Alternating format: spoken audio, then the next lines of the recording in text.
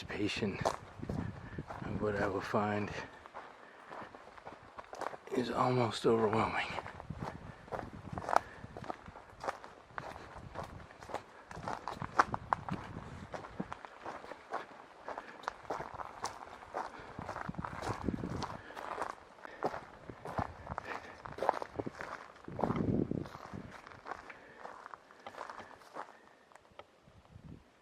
Wow.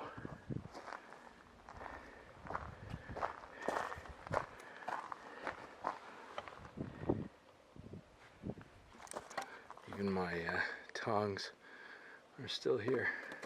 I couldn't ask for a better result. This is amazing. Thank you. Oh, thank you. I am so grateful. Oh.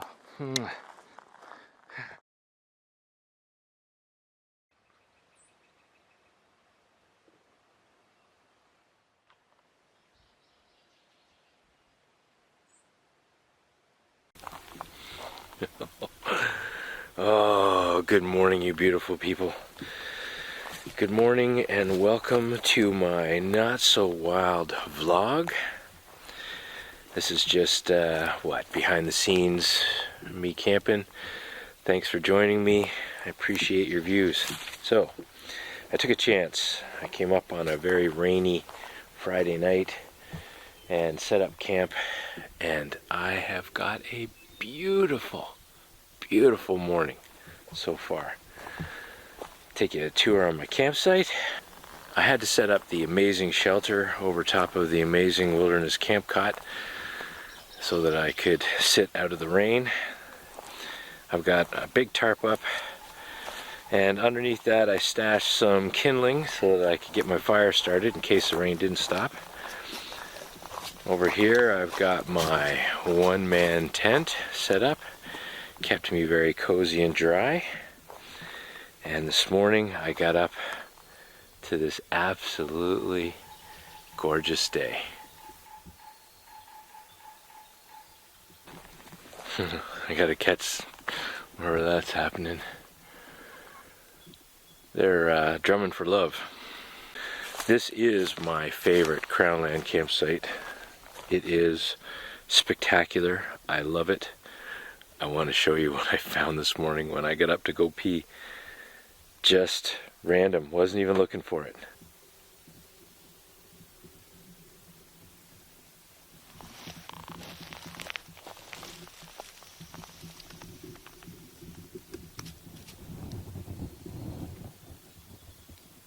What a beauty. It's the first one I've seen of this season. I was thinking that maybe I might pick up some fiddleheads while I was out this weekend, but this was a beautiful surprise. Now I'm going to leave that one, and this is a lesson that was taught to me by a very good friend of mine. The first one of any wild edible that you're planning on collecting, the first one that you find is the mother. And you give thanks and bless it, and then move on to harvest others. Always leave that first one. It's part of how we keep this wild edible collecting sustainable.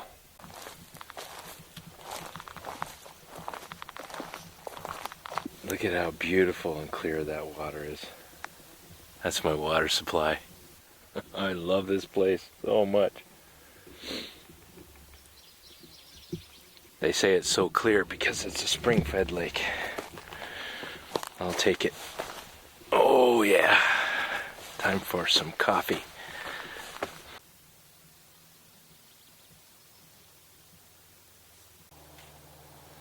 That's been my entertainment while I've been enjoying my coffee.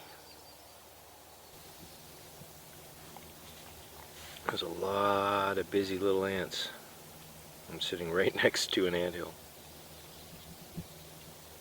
When do we ever take time to sit and just watch ants do what ants do?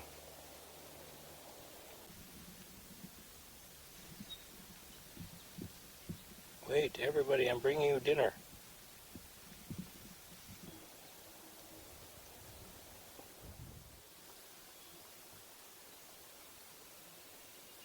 When I got here last night, I was the only car in the parking lot at the boat launch. which means it's entirely likely I'm the only person on this lake today so far.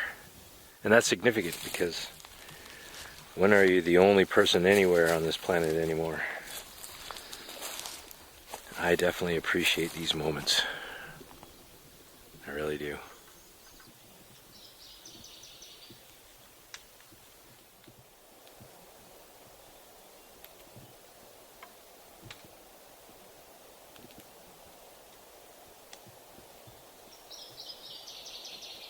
If you're going to collect wild edibles, you should keep field notes.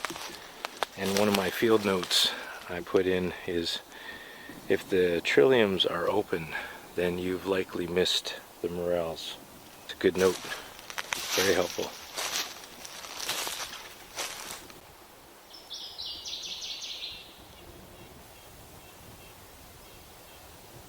I wonder who's been digging around the base of this ironwood tree. Something big. Bigger than a skunk anyway. This is definitely a cedar tree, a really big cedar tree. And there must be a squirrel that absolutely loves eating white pine tree cones on the branches on this side of the tree. Look at all the litter. That is either a very hungry squirrel or one that has been doing that for a very long time. Wow.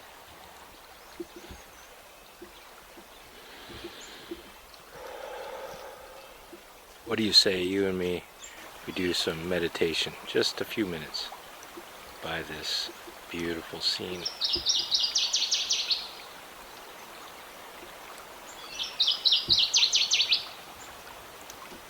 Just take it all in,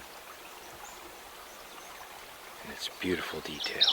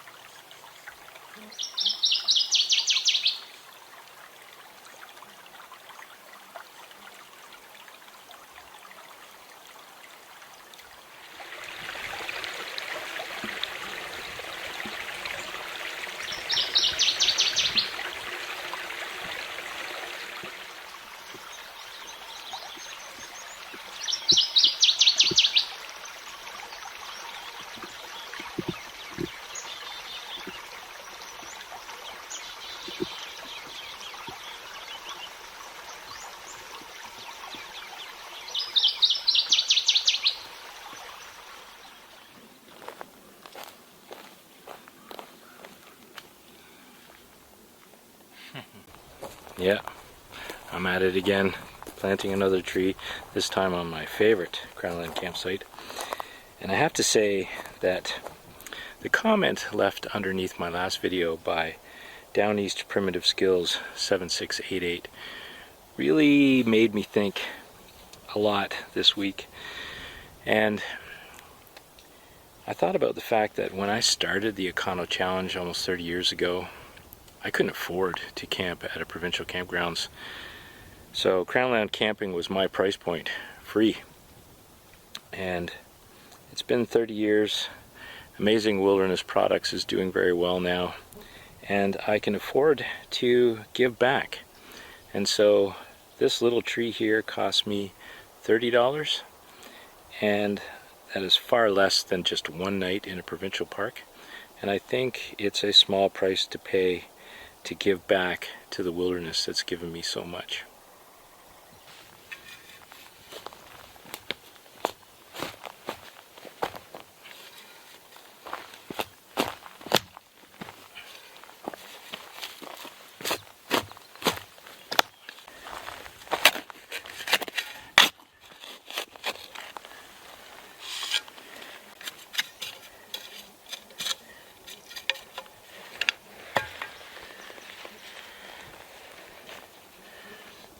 perfect.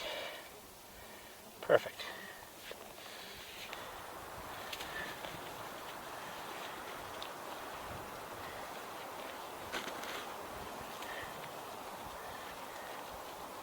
That should be better.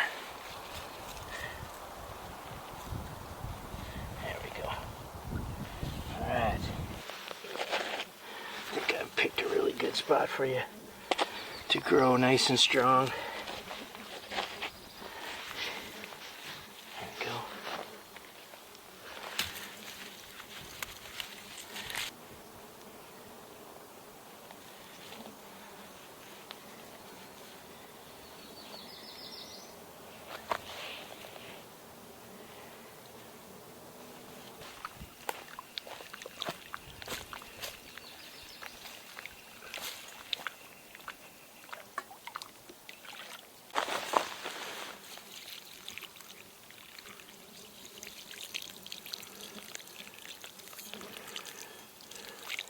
Give you every chance I possibly can to survive. As long as the ding-dongs leave you alone.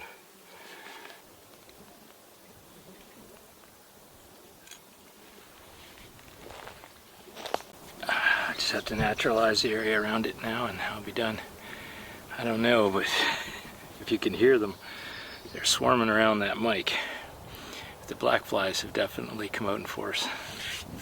I'm glad there's some wind, as I don't want to retreat behind a bug net just yet. Well, there's your hole in the canopy. Go for it. I was so focused on planting that tree that my coffee got a little cold, and there's no microwave out here to heat it up again. I've been teasing about this all year, and I've been testing it for over a year now. And one of the beautiful things I like about this next product for Amazing Wilderness Products that we're going to be bringing out later this year is what I'm about to do right now. This is just a prototype, but I'm going to adjust this up one spot like that. Put just a splash of fuel in that carbon felt alcohol stove. Put the small pot ring on top like so. Light it. Put the windscreen around. And now I can put my coffee cup on there like so and heat up my coffee without the flames coming up around the outside of my cup and heating up this handle and me burning my fingers. See, the carbon felt releases the alcohol slowly, so you get a simmer flame, just enough to heat up your coffee and not the entire pot and the handle of your cup. It's quite handy. It's the combination of the carbon felt alcohol stove and this universal stove stand that allows me to do something like this, and I think it really increases the utility of cooking with alcohol in the wilderness, and that's why we decided to go ahead with this finished product, and we're going to be releasing it on Amazing Wilderness Products later this year. Yeah, so that's how to do it. The handles are not hot, but I've got a steaming hot cup of coffee. Just a couple of drops of fuel in that carbon felt. Adjust it up. Cheers. Oh, yeah, now I've got a hot cup of coffee again. And here's a little treat. I may be able to use an old bird's nest, a real bird's nest, complete with feather, to start my fire tonight. Well, on the menu tonight, this afternoon, is homemade beef stew. I dehydrated myself in July of 2023. And yeah, there's meat in here. Alright, if you don't see me in another video after this one, it's because this wasn't a good idea. Let's find out. Boiling up a couple of cups of boiling water to hydrate this with. And there we go, it's boiling. I do package it with an oxygen absorber. Now we need about a cup of water in there. Get that started hydrating.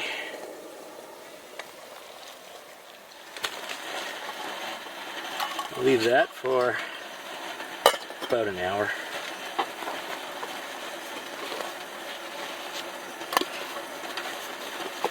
In the cozy. It's getting quite windy this afternoon.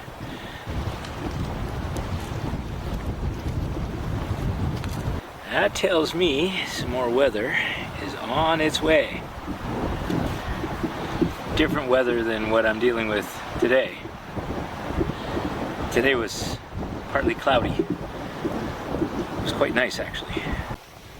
Just a splash of fuel, moved the stove up one notch, and we now have a simmering stew. No more having to deal with full tilt and off. I give you simmer. Well, that certainly was a lot longer than an hour. And I had to simmer it twice. Second time was to heat it up again so I can eat it now. But it's pretty good.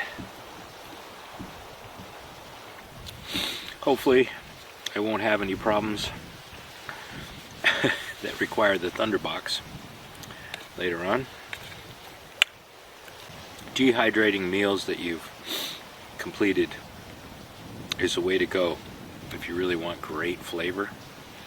But they do take an awful long time to hydrate. But you know what goodness is in here because you made it yourself. Well, I think it's time to try out our little bird's nest tinder bundle. That's actually a real bird's nest. Fluff from milkweed. I'm just gonna put that right in the center of the bird's nest there, just to make sure we got something to catch a spark. The bird did the rest of the work for us. So, let's see if she'll take a spark.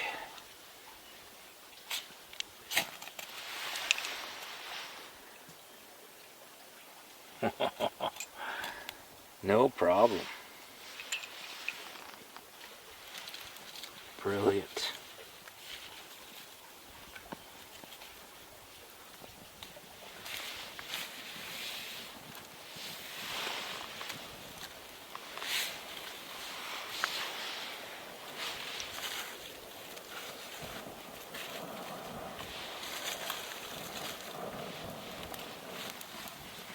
Done. Done. Nice and done. Don't need that. After all.